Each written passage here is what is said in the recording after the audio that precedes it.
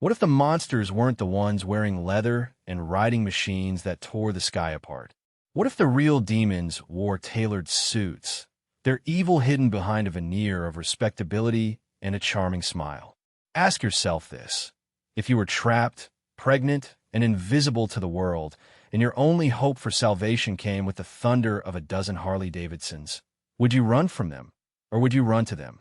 The afternoon sun was a cruel lie, casting long, peaceful shadows across a park that felt like a prison yard.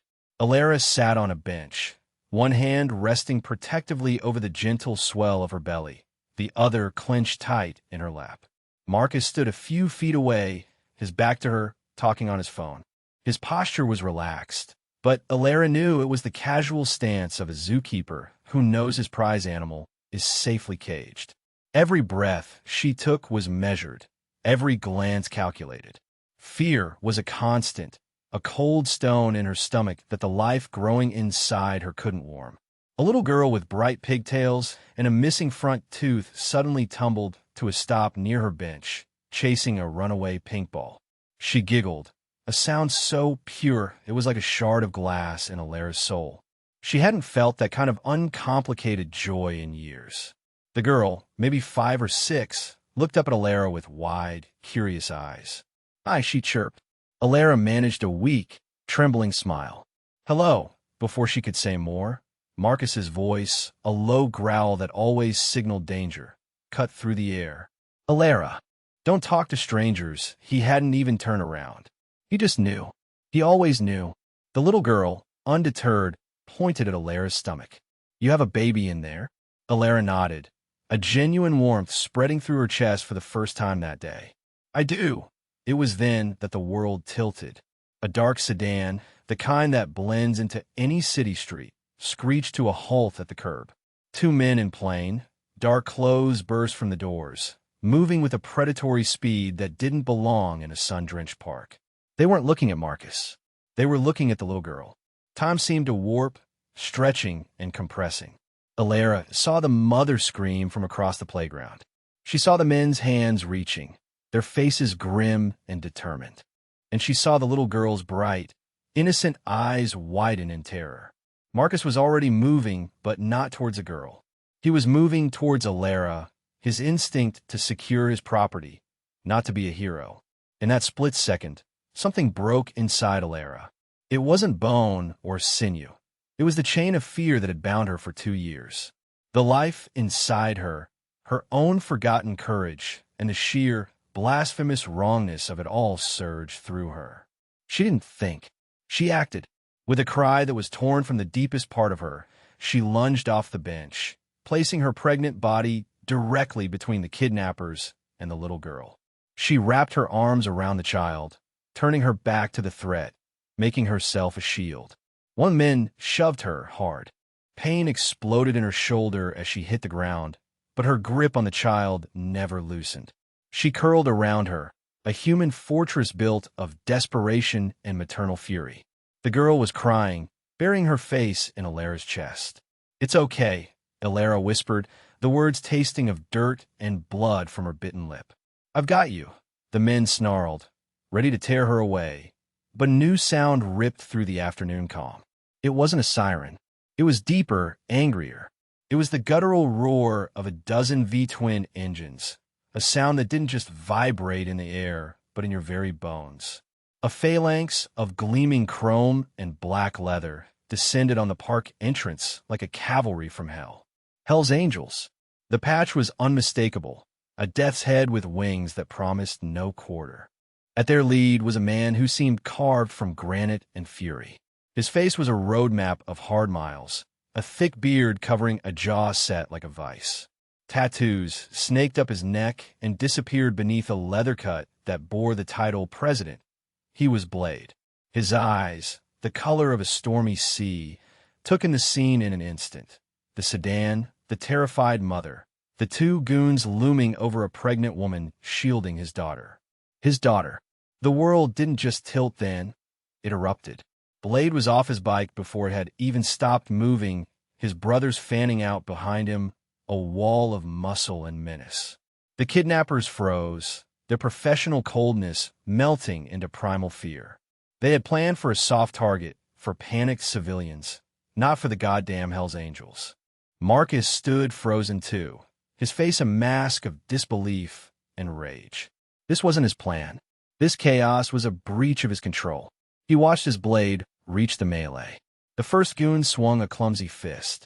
Blade moved with a brutal economy, deflecting the punch and driving a leather-gloved fist into the man's throat. The second man pulled a knife, but a massive biker who looked like he wrestled bears for fun, a man they called Grizz, was on him, wrenching the blade from his hand with a sickening crack of bone. It was over in seconds. The kidnappers were a groaning heap on the grass. The sedan squealed away, leaving its failed operatives behind. Blade knelt, not by his daughter, but by Elara. His huge, calloused hand gently touched her shoulder. "You all right, ma'am?" His voice was a low rumble, like gravel turning in a cement mixer, yet it held a note of concern that stunned her. Elara looked up, her vision swimming. She saw the terrifying biker, the screaming child now being scooped up by her father, and Marcus, whose face was contorted with a venomous fury she knew all too well. He grabbed her arm, his fingers digging in like talons. "Get up. We're leaving." The hiss was for her alone.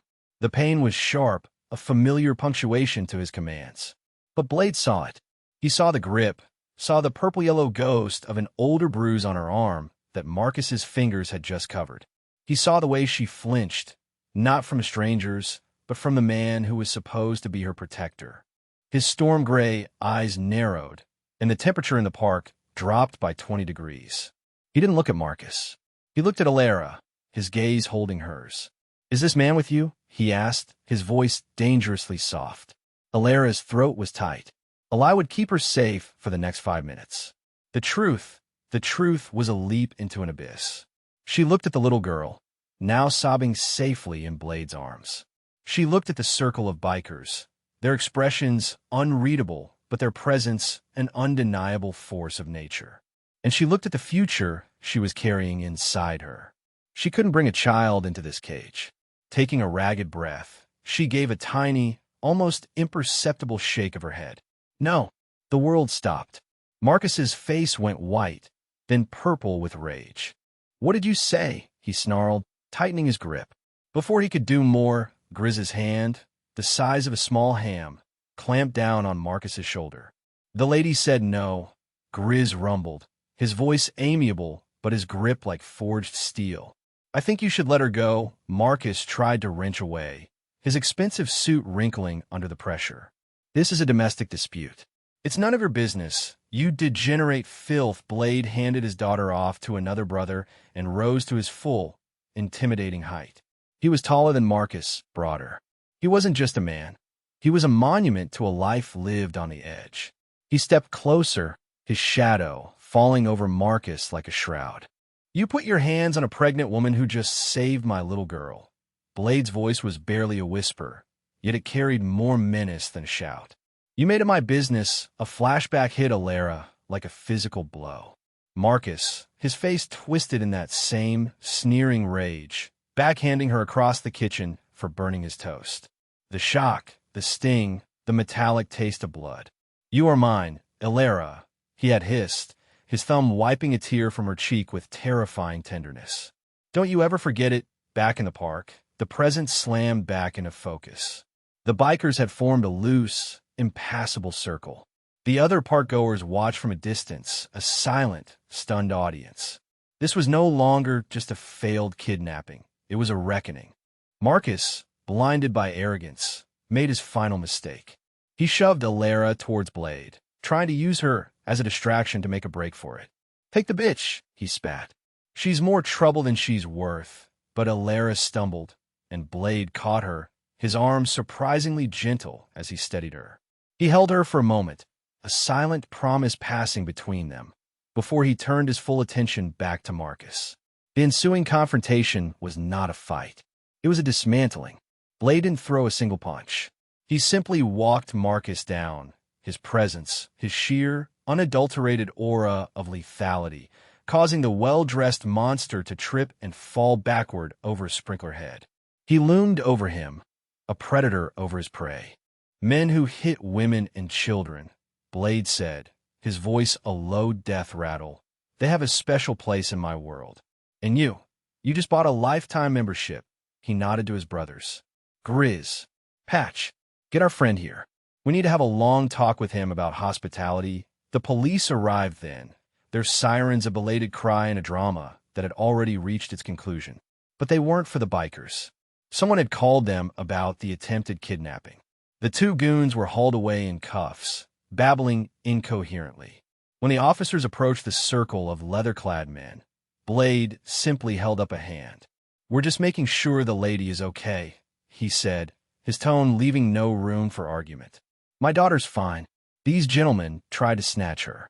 That woman, he nodded at Elara, who was now being tended to by a female paramedic, saved her life. The officer looked from the imposing biker president to the cowering, suit-clad Marcus, now held firmly between Grizz and another angel. He made a quick, wise decision. He took statements, thanked Elara for her bravery, and pointedly ignored the silent tableau of outlaw justice being meted out a few feet away. As the ambulance prepared to take Elara to the hospital to get checked out, Blade came to her side. He knelt so he was at her eye level. "What's your name?"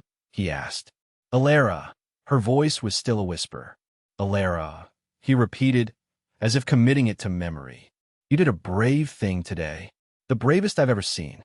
My daughter, Lily, she's alive because of you." He paused, his gaze softening for a fraction of a second. "My sister, she wasn't as lucky as you." The man she was with, he looked a lot like him. He gestured with his chin toward the pathetic, trembling form of Marcus. "We don't let that happen. Not on our watch. Not anymore." He pressed a small, folded piece of paper in her hand. It had a phone number on it. "You're safe now," he said. "He will never touch you again. That's a promise from the Hells Angels. And we don't break our promises." Tears finally streamed down Elara's face, not of fear or pain, but of a profound, earth-shattering relief. The cage door had been blown off its hinges not by a key, but by a thunderclap. As she was wheeled to the ambulance, she watched Blade's brothers escort Marcus to a nondescript black van. There was no violence, no overt threat, just a quiet, terrifying finality. She knew, with a certainty that settled deep in her bones, that Marcus was being taken to a place where his money and influence meant nothing, a place where the only currency was pain and the only law was the one written on the back of a leather vest. The hospital was a blur of sterile white walls and gentle voices. They confirmed she and the baby were unharmed, save for bruises and scrapes. They offered her a social worker, a shelter, a new life filed in triplicate. She was grateful, but she clutched the piece of paper in her hand. She already had a new life, offered to her by the most unlikely of saviors. A few days later, settled in a clean, cozy apartment above a motorcycle repair shop that smelled of oil and iron and freedom, she learned the full story. Grizz, a man whose gruff exterior hid a surprisingly gentle soul, would sit with her while he polished chrome parts, telling her stories of the club. He told her about Blade's sister, Sarah, who had died at the hands of an abusive husband years ago, a tragedy that had forged Blade's ironclad rule. They protected women and children. It wasn't a PR stunt. It was a sacrament paid for in blood and grief. Blade sees her in every woman with fear in her eyes, Grizz explained, his voice low. When he saw you shield Lily, he saw Sarah fighting back in a way she never could. You didn't just save his kid, Elara. You gave him a piece of his own soul back. The club became her unlikely family. The old ladies, the wives and girlfriends of the members, surrounded her with fierce, practical love, bringing her food, baby clothes, and stories that made her laugh until she cried.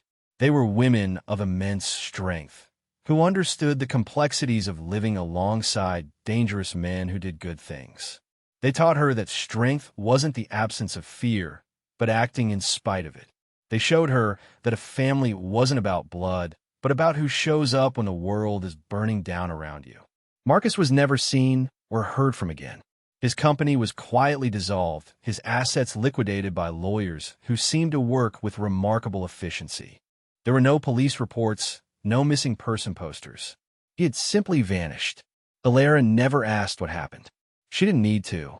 The answer was in the grim satisfaction in Blade's eyes whenever he checked in on her, in the silent understanding that some forms of justice operate outside the law, swift and permanent.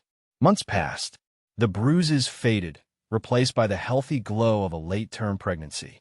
Her fear was gone, replaced by a quiet, steely resolve. She was no longer a victim. She was a survivor, a warrior, a mother. The day she went into labor, the hospital waiting room was a sight to behold.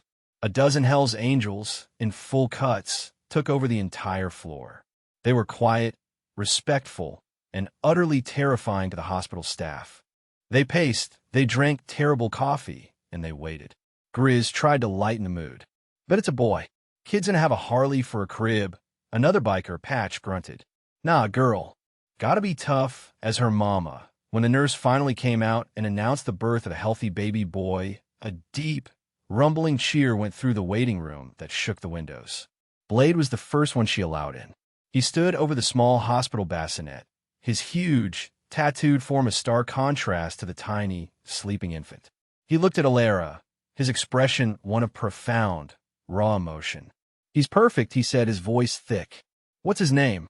Elara smiled, her face tired but radiant. "Axel," she said. "His middle name is David." For Davidson, Blade let out a short, sharp laugh, a sound of pure, unadulterated joy. He reached out a finger, and the baby's tiny hand instinctively wrapped around it. In that moment, he wasn't a feared outlaw, a club president, or an enforcer. He was just a man, humbled by the miracle of new life and the unbreakable spirit of the woman who had brought it into the world. Her rescue hadn't been an anomaly. It had been a reaffirmation of their code. They were outlaws, yes. They lived by their own rules. But on that sunny afternoon in the park, their rules had proven to be truer, their justice more real, than any law written in a book. They were the monsters who chased away the real demons. So I ask you again, look past the leather and the noise. In a world where evil often wears a handsome face, who are the real heroes? Share this story if you believe that sometimes the most ferocious angels don't have wings, they have patches. Comment with your own stories of unlikely heroes.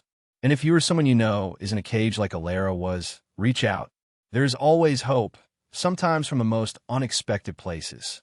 Because true brotherhood isn't about who you are. It's about who you show up for.